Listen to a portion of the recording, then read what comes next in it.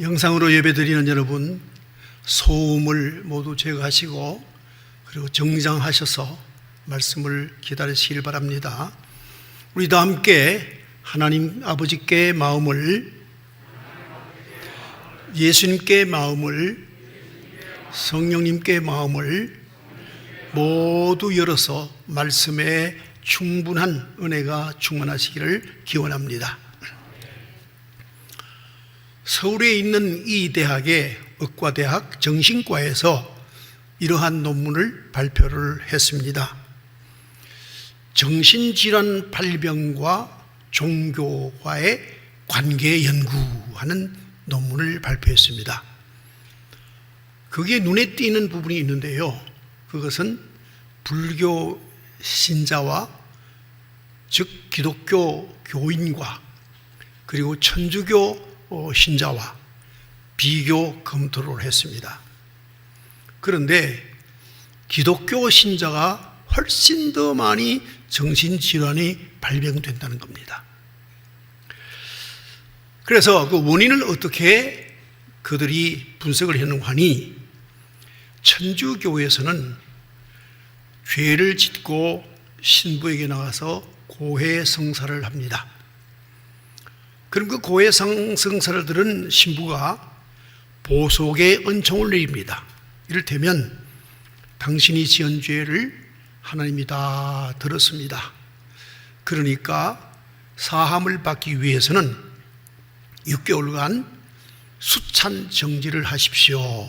이 말은 성찬에 참여하지 마십시오 라고 한다든지, 아니면 3일간 성당에 나와 금식 기도를 하십시오 라든지, 이렇게 해서 자기 지은 죄에 대한 이 육신적인 행위를 통한 자기 스스로의 긍정, 증명이죠. 이것이 있으니까 또 인격적으로 자기 스스로 증명이 되니까 죄사함에 대한 확신이 생긴 겁니다. 그래서 정신질환이 걸리지 않는다. 또 불자들은 아예 삶이란 업보다 이렇게 생각하니까 내가 어렵고 힘들어도 이 업보를 내가 다 맡아서 수행으로 살아가야 한다 하기 때문에 수행이 또한 자기들의 모든 죄, 즉 업보를 해결해 주고 있다고 한 인격이 동시에 행위하기 때문에 스스로 자기가 자기를 죄사함을 증명받을 수 있습니다. 그런데 기독교는 오늘 또 우리가 다 하나님 앞에 나와서 용서를 구하는 기도를 드렸는데, 하나님은 분명히 말씀을 통해서 내가 너희 죄를 다시는 기억지 않으리라 했는데도 불구하고 믿습니다 라고 하면서도 내 몸이, 내 인격이 뭔가 나에게 확정적인 행위를 하지 않고 어떤 보속적 행위를 하지 않았기 때문에 그 믿음에 대한 확신이 너무나도 미약하다는 겁니다. 그래서 이게 자꾸만 누적이 된다는 겁니다. 이래서 정신질환자가 많이 나온다, 이런 결론에 도달을 했습니다. 물론 그 논문이 다 옳습니다 라고 긍정하지는 못하지만 어느 정도의 신앙생활에 참조는 될 수 있다 하는 것을 느껴봅니다. 그래서 죄란 성서에서 무엇을 이야기하는가? 하나님과 우리 사이에 계약을 맺습니다. 그 계약을 내가 파기하거나 그것을 지키지 아니할 때 결국 죄가 되는 것이죠. 그래서 우리의 이 계약, 즉 말씀으로 이루어졌으니까 언약이죠. 언약은 어떤 것이 있는가? 이걸 좀 살펴봐야 하겠다. 구약 성경에는 행함으로 이 언약을 이루는 행함의 언약이 있습니다. 신약에는 또 반대로 행함이 아니라 은혜로 우리가 죄사함을 받는, 구원을 얻는 바로 은혜의 계약이 있습니다. 그래서 그 가장 기본되는 구약의 말씀은 창세기 2장 16절 17절에 기록이 되어 있습니다. 여호와 하나님이 그 사람에게 명하여 이르시되 동산 각종 나무 열매는 내가 임의로 먹되, 여기 임의가 나옵니다. 선악을 알게 하는 나무의 열매는 먹지 말라. 내가 먹는 날에는 반드시 죽으리라 하시니라. 임의, 자유입니다. 하나님이 아담과 하와, 우리를 사랑하시기로 했습니다. 그래서 약속을 했습니다. 언약을 맺었습니다. 그런데 우리는 하나님이 우리를 사랑할 수 있는 자유를 사랑하지 못하도록 우리가 방해하고 말았습니다. 다시 말씀드리면 우리가 하나님 사랑 관계 계약만 시행해야 되는데 사탄을 사랑하게 되었어요. 그래서 하나님과 우리 사이가 끊어지니까 죽음이 우리에게 왔다 하는 것입니다. 이것이 행함으로 지켜지는 바로 이 언약의 가장 기본되는 언약에 우리가 지키지 않음이 바로 창세기 2장 16절 17절에 기록되어 있습니다. 또 하나, 은혜의 언약, 가장 기본적이고 대표적인 것은 에베소 2장 8절 9절 말씀이죠. 너희는 그 은혜에 의하여 믿음으로 말미암아 구원을 받았으니, 과거 완료입니다. 이것은 너에게서 난 것이 아니요 내가 행해서 내 구원을 이룬 것이 아니고 하나님의 선물이라. 행위에서 난 것이 아니니 이는 누구든지 자랑하지 못하게 함이라. 여기 선물에 4대 요소가 있습니다. 그건 첫 번째 뭐냐면 자원하는 마음으로 주는 것. 두 번째는 일방적으로 주는 것. 세 번째는 대가를 치르고 주는 것. 네 번째는 사랑함으로 주는 것. 이 선물이 4가지 요소가 있습니다. 이 4가지 요소가 어디에서 다 이루어졌는가 하니 예수 그리스도의 십자가에서 이루어졌습니다. 그러므로 너희는 너희 죄는 다 십자가 안에서 이미 죄사함을 받았고, 과거 완료입니다. 받았고 너희는 의인이라. 내가 너를 믿음으로 의롭다 하느니라 하는 것이 바로 은혜의 계약의 가장 주되는 계약문입니다. 이 구약 성경에는 4대 언약이 있습니다.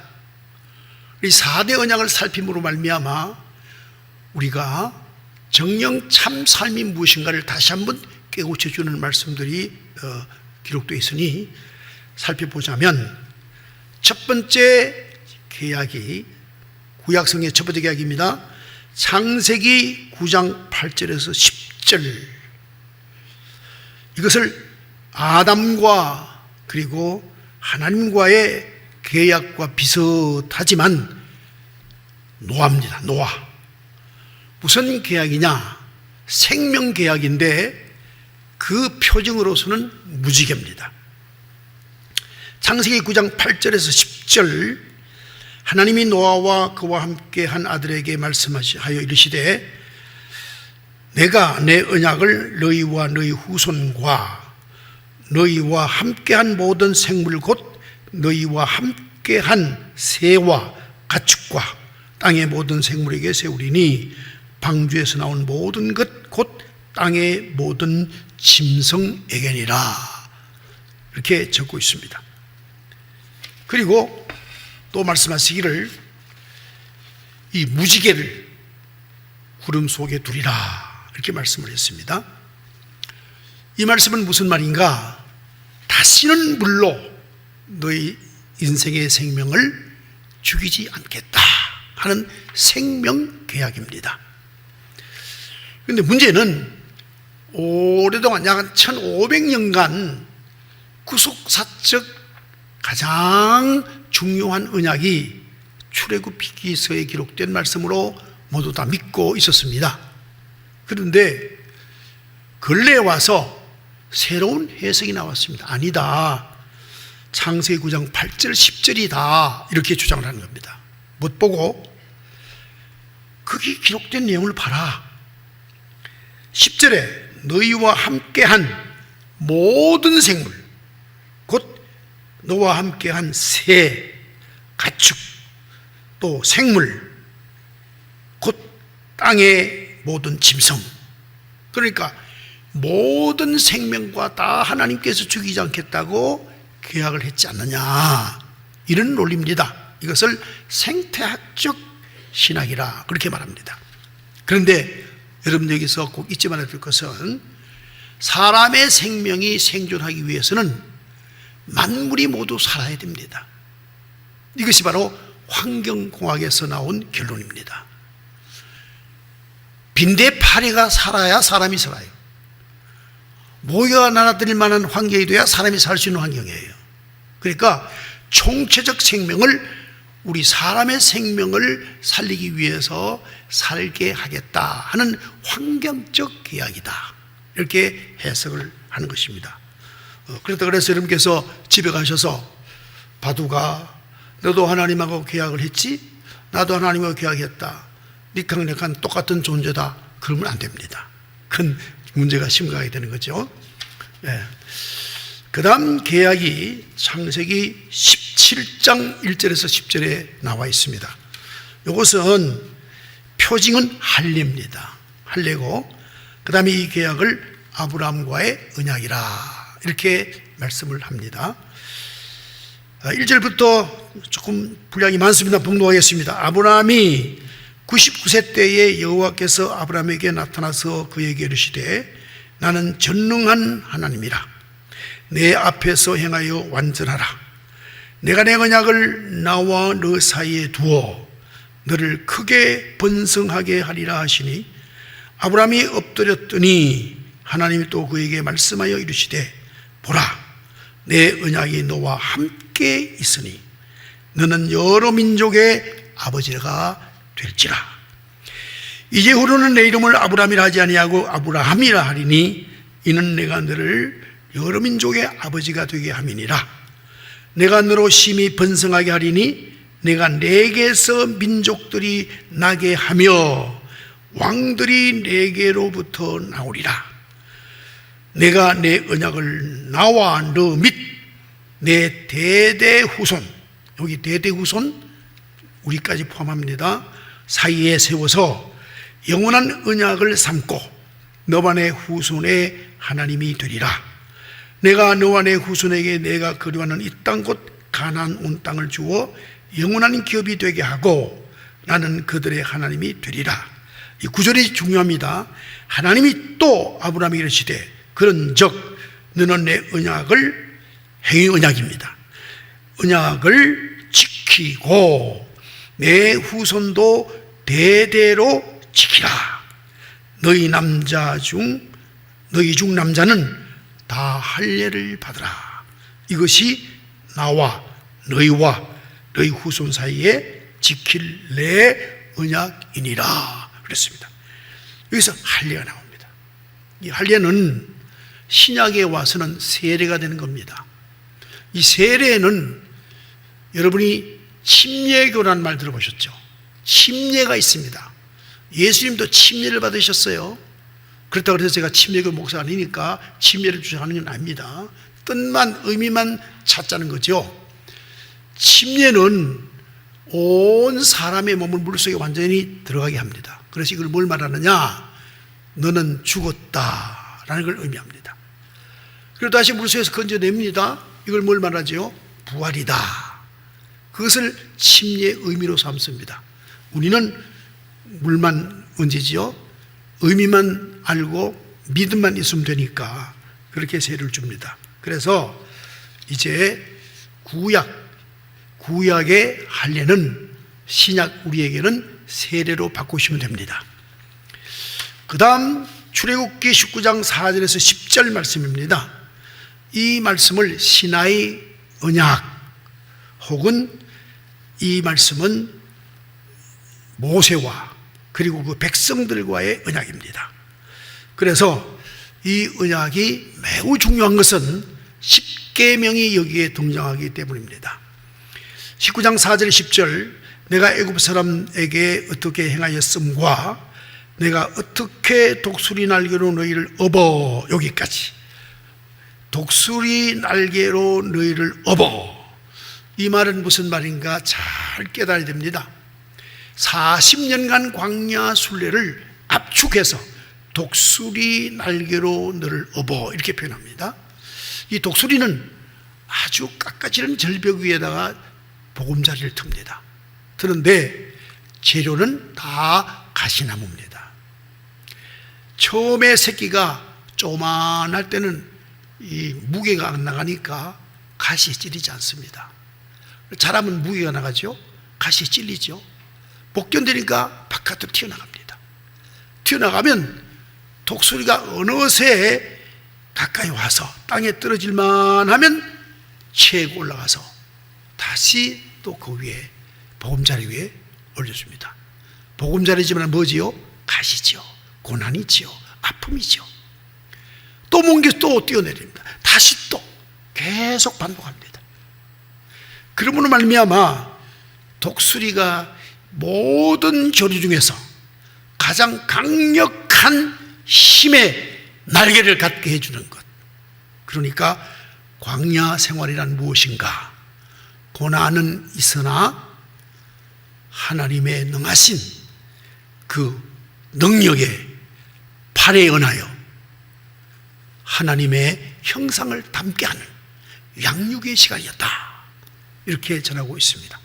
또 네개로입니다. 참 중요한 말씀. 네개로 하는 말은, 우리는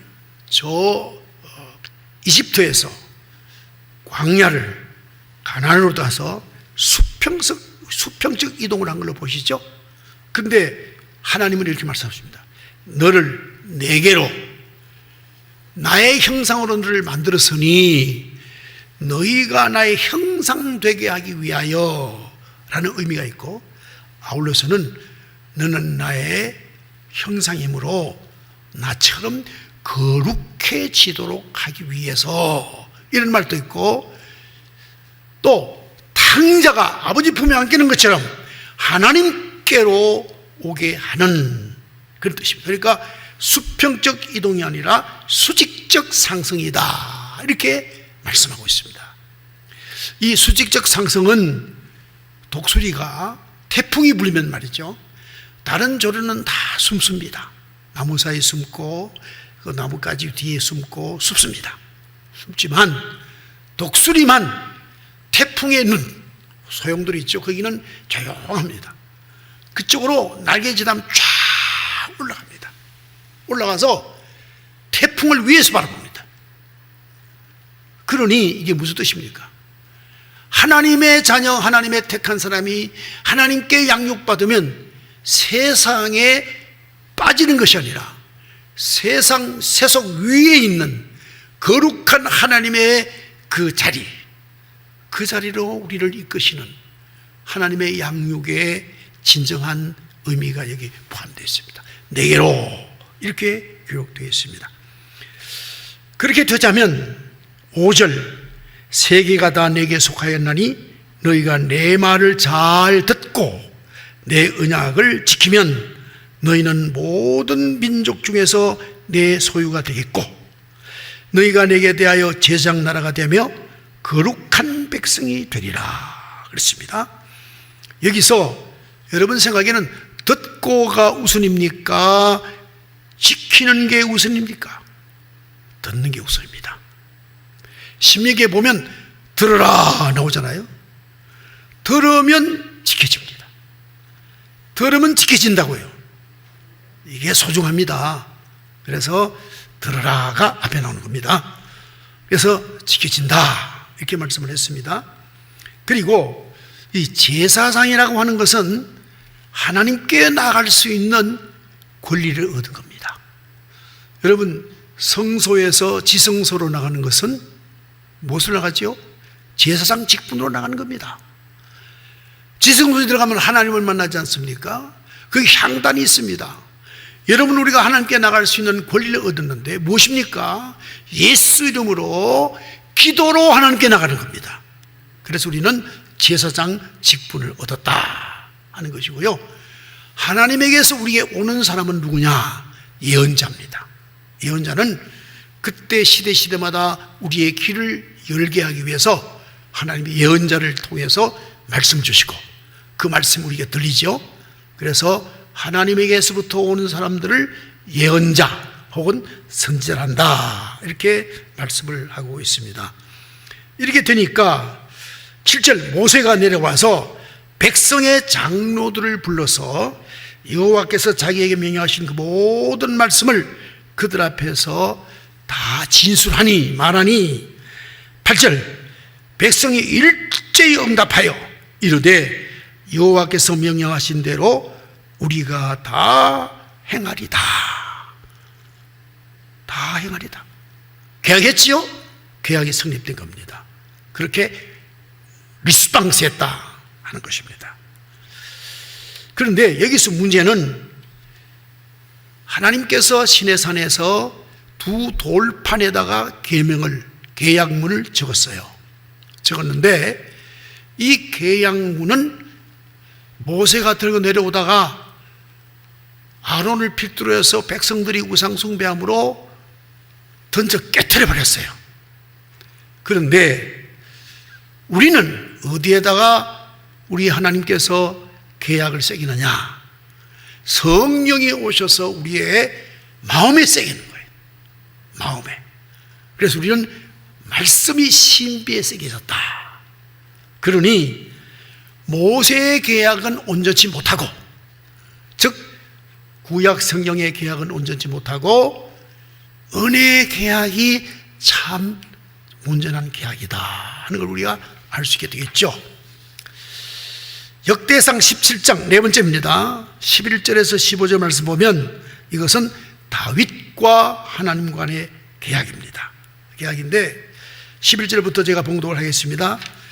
11절, 내 생명의 연한이 차서 내가 이제 임종을 맡게 되니 내가 조상들에게로 돌아가면 내가 내 뒤에서 내 씨, 다윗의 씨, 곧 내 아들 중 하나, 씨들이 아니고 단수입니다. 하나 세우고 그 나라를 견고케 하리니 그는 나를 위하여 집을 건축할 것이요 나는 그의 왕위를 영원히 견고하게 하리라 그랬습니다. 여러분 믿어집니까? 이스라엘 나라가 호세아 왕 때 아수르가 들어와서 BC 722년에 완전히 멸망시켰습니다. 그리고 그 아수르 사람들은 간악하기 때문에 모든 백성을 모아놓는 게 흐트러버립니다. 그러니까 아시리아의 모든 지역이 흐트러버리고 또 피를 더럽히기 위해서, 다시 말하면 선민의식을 없애기 위해서 아시리아 남자와 이스라엘 여자와 결혼시키고 또 이스라엘 남자와 아시리아 여자와 결혼시킵니다. 그래서 그때 사마리아 중심의 이스라엘 백성들은 흩어지고 존재가 없습니다. 그런데 왜 이 말씀이 이루어졌습니까? 왜 또 하나 587년에 유다가 망하지요. 느부갓네살 왕이 가서 성전을 완전히 다 부셔버립니다. 파괴해버립니다. 그리고 온 쓸만한 노동력이 있는 사람은 다 끌고 1차, 3차, 3차에 의하여 모두 약 1200km나 되는 거리를 끌고 가버립니다. 또 있죠. AD 70년에 로마의 티투스 장군이 그야말로 14단을 이끌고 와서 3개의 군단을 더 데려와서 예루살렘 성전을 완전히 파괴합니다. 그야말로 초토로 만듭니다. 그런데 어쩌하여 왕위가 견고하다 할까 하는 것입니다. 여기에 해답이 있습니다. 내 씨가 단수니까 한 사람입니다. 내 아들 중 하나입니다. 누구죠?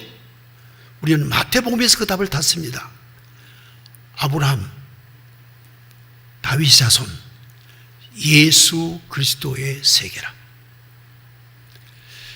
참 성전은 예수님이세요. 왜 하나님께서 솔로몬에게는 성전 건축을 허락하시고 다윗에게는 성전 건축을 허락하지 않았느냐? 다윗은 영원한 참 성전을 건축한 믿음의 아들이기 때문에 그것으로 너는 할 일 다 했다. 보이는 성전, 파괴될 성전, 그것은 솔로몬이 짓도록 하라, 이렇게 말씀하신 겁니다. 많은 사람들이 다윗이 피를 많이 흘렸어 뭐 등등 얘기하지만 전혀 그렇지 않습니다. 오늘 말씀이 그것을 증거하는 것입니다. 바로 이 왕국에 누가 지금 살고 있느냐? 우리가 살고 있죠. 하나님의 나라에 우리가 백성이 된 겁니다. 그래서 다윗과의 언약이 이루어졌습니다. 이제 14절, 내가 영원히 그를 내 집과 내 나라에 세우리니 그의 왕위가 영원히 견고하리라. 누구의 왕위가? 예수 그리스도의 왕위가 영원하리라. 그렇죠? 그래서 요한계시록에 기록된 말씀, 그것이 다 새 나라, 새 땅, 새 하늘이 다 열리게 되는 것이죠. 그런데 문제는 이 계약을 육적 이스라엘이 지키지 않습니다. 그래서 호세아서를 보면은 호세아서 1장 2절 이하의 말씀을 제가 봉독하겠습니다. 여호와께서 처음 호세아에게 말씀하실 때에 여호와께서 호세아에게 이르시기를 너는 가서 음란한 여자를 맞이하여 음란한 자식들을 낳아라. 이 나라가 여호와를 떠나 크게 음란함이니라 하시니, 하나님이 우리와의 관계를 가장 잘 표현할 수 있는 방법을, 낱말을 인류를 통해서 찾아보니까 부부관계.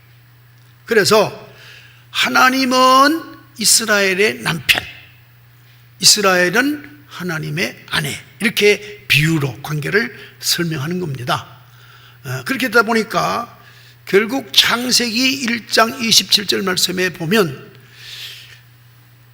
동산조항의 열매를 무슨 열매냐고 묻지 말고 하나님이 우리를 사랑하시는 그 자유를 우리가 방해했죠. 중단시켜버렸죠.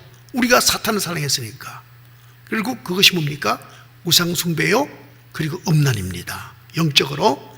이제 그래서 그러한 이스라엘은 어떻게 내가 앞으로 처리할 것인가, 심판할 것인가. 4절에요. 여호와께서 호세아에게 이르시되 그의 이름을 이스라엘이라 하라. 고멜이 임신하여 아들을 낳거든요. 이스라엘이라 하라. 이스라엘 족속의 나라를 폐할 것임이라. 결국 육적 이스라엘은 폐망했습니다. 또 고멜이 6절입니다. 고멜이 또 임신하여 딸을 낳음에 여호와께서 호세아에게 이르시되 그의 이름을 로루하마라 하라. 이 로자는 안일불자입니다. 그러니까 로루하마 하니까 루하마는 뭔 말이냐면 긍휼 용서입니다. 용서하지 아니하리라, 긍휼을 베풀지 아니하리라. 하나님의 관계를 끊어버린 거죠. 그 다음 7절 말씀에 보면 그러나 내가 유다 족속을 긍휼히 여겨 그들의 하나님 여호와로 구원하겠고 활과 칼이나 전쟁이나 말과 마병으로 구원하지 아니하리라 하시니라 하시고, 또 8절에 고멜이 로루하마, 아까는 뭐죠? 로루, 요 아래 보면 로암미, 9절에 여호와께 이르시되 그의 이름을 로암미 나옵니다. 암미란 말이 무슨 말이냐면 내가 너의 하나님이 되지 아니하리라. 너는 내 백성이 아니다. 암미는 백성입니다. 너희는 나의 백성이 아니다. 이렇게 말씀하십니다. 이게 뭐죠? 언약을 파괴해버린 겁니다. 여러분, 그런데 눈물의 선지자가 있습니다. 바로 예레미야죠. 예레미야가 오늘 봉독한 본문의 말씀입니다. 예레미야가 하나님으로부터 눈물로 기도하는데 하나님이 이 말씀을 주시는 거예요. 31절 여호와의 말씀이니라. 보라, 날이 이르리니 내가 이스라엘 집과 유다 집에 새 언약을 맺으리라. 뉴 테스터먼트, 새 언약, 신약 언약을 맺으리라. 이 언약은 내가 그들의 조상들의 손을 잡고 애굽 땅에서 인도하여 내던 날에 맺은 것과 같지 아니할 것은 내가 그들의 남편이 되었어도 그들의 언약을 깨뜨렸습니다. 여호와의 말씀이니라.